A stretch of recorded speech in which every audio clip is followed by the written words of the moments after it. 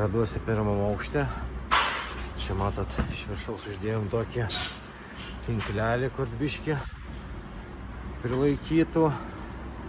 Jeigu ten kažkas iš pačios kris visokias nesąmonės, kad langų neišdaužyt. O antram aukšte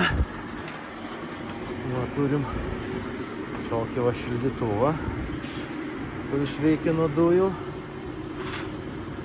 Ir tai šildomės ir gan čia jau neblogą temperatūrą. Nežinau kiek, esu kažkur termometrą nupirkęs. Termometrą nupirkęs, padėjęs, va visi dirba netgi be striukių. Reiškia šilta, va jeigu dirba be striukių. Visi žiemos metu. Tai va, žodžiu, balkono tokios būklės. Aukščiau parodysiu kitas. Na ir užsiimsim tvarkymu. Lauke rodo -3, o pas mus rodo +13. Tai va, kai veikia šilumą, net negalvojau pats, kad taip galima šildytis gerai.